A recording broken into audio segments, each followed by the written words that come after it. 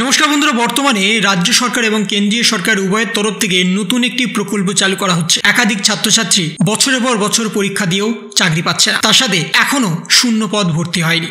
সেই জন্য সরকারের তরফ থেকে নতুন একটি প্রকল্প চালু করা হচ্ছে, যার মাধ্যমে আপনারা প্রতি মাসে পাবেন 2,500 টাকা করে। এতদিন পর্যন্ত আপনারা যুবশ্রী প্রকল্পে প্রতি মাসে 1,500 টাকা করে পেতেন, কিন্তু এই নতুন প্রকল্পের মাধ্যমে আপনারা সরাসরি প্রতি মাসে 2,500 টাকা করে পাবেন। কারা কারা পাবেন, কিভাবে পাবেন, কত যোগ্যতার প্রয়োজন, আপনাদের পারিবারিক বাৎসরিক আয় কত হতে হবে, আপনার বয়স কত হতে হবে এবং সরকারি ভর্তুকি আপনারা এক্সট্রা কত করে পাবেন, সেই সমস্ত কিছু এই প্রকল্পের মাধ্যমে জানানো হয়েছে। বর্তমানে এই প্রকল্পে আবেদন এখনো পর্যন্ত শুরু হয়নি। আপনারা চাইলে কিন্তু নতুনভাবে নিজেদের নাম নথিভুক্ত করতে পারবেন। তার জন্য বিশেষ একটি পোর্টালও চালু করা হয়েছে এবং তার সাথে আপনারা অফলাইনে যদি আবেদন করতে চান তাহলে কোথায় করবেন সেটাও জানিয়ে দেওয়া হয়েছে।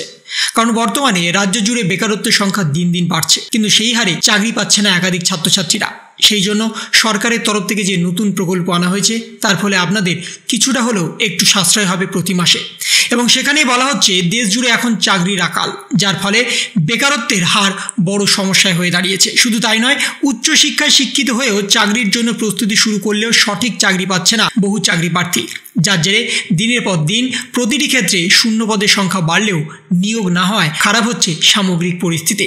এদিকে বেকারদের জন্য বিভিন্ন ধরনের প্রকল্প শুরু করেছে সরকার, যার ফলে তারা আর্থিক দিক থেকে কিছুটা হলেও স্বস্তি পাচ্ছেন। তবে অনেকেই এই প্রকল্পগুলো সম্পর্কে বিস্তারিত জানেন না।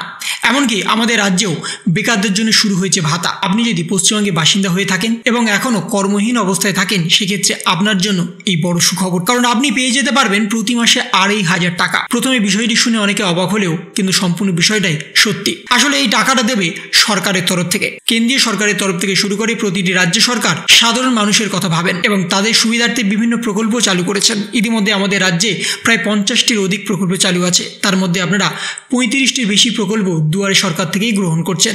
বর্তমানে যারা যারা দুয়ারে সরকারে আবেদন করেছেন তারা প্রতি মাসে টাকা পাচ্ছেন।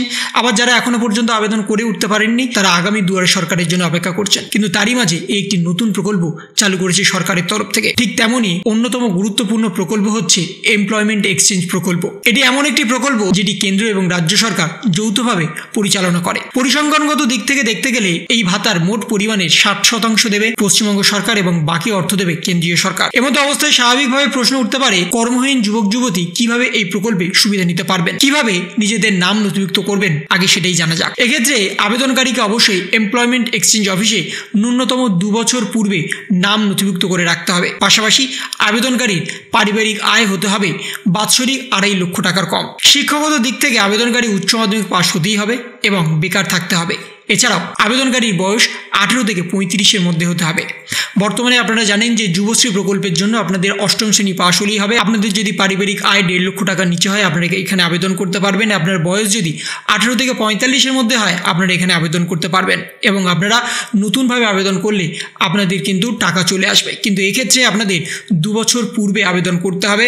তার সাথে আপনাদের 2.5 লক্ষ টাকা পারিবারিক বাৎসরিক আয় হতে হবে। আপনাদের শিক্ষাগত যোগ্যতা উচ্চ মাধ্যমিক পাশ হতেই হবে এবং আপনাদের বয়স 18 থেকে 35 বছরের মধ্যে হতে হবে।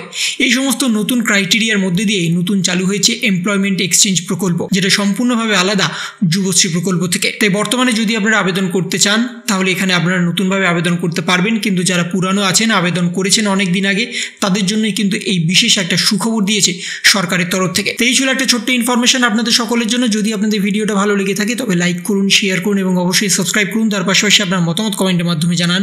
ভালো থাকুন, সুস্থ থাকুন, ধন্যবাদ।